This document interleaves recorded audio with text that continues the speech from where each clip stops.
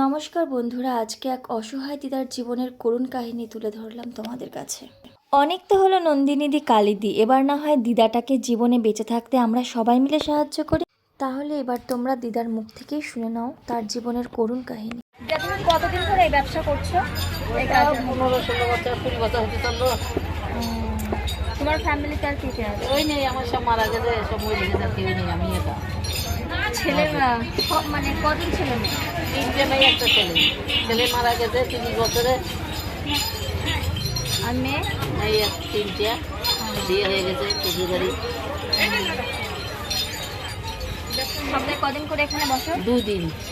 দুদিনই এখানেই বসো? হ্যাঁ, আর কোথায় বসি? আর কোথাও বসো না? কেমন কি রোজগার পাতি হয়? ওই 200-250-300 যখন যেতে হয়, 2 দিন বসি। তো ছেলে কিভাবে মারা গেছে? ছেলে হার্ট অ্যাটাকে মারা গেছে, কোম্পানিতে চাকরি করতো। চাকরি করতো?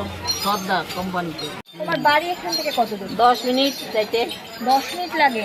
তাহলে তুমি মেয়েটা গুছাই গাছাই নিয়ে আসি, একটা লোক নিয়ে, বাবা, লোক দিয়ে যায়। তাহলে 250-300 টাকার মধ্যে আবার 50-60 টাকা আবার অন্য লোককে দিতে হয়। আমি তাহলে একটা মেয়ে মানুষ কি করে আনবো?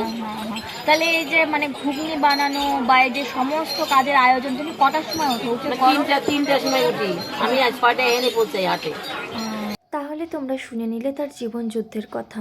আমরা কি পারি না এই অসহায় দিদাটির পাশে দাঁড়াতে? এই মানুষটা শুধুমাত্র বেঁচে থাকার জন্য এই বয়সে এসেও এইভাবে খেটে চলেছে। দয়া করে তোমরা সবাই এসো এই দিদার দোকানে, শান্তিপুর স্টেশন হাটের একদম শেষ প্রান্তে।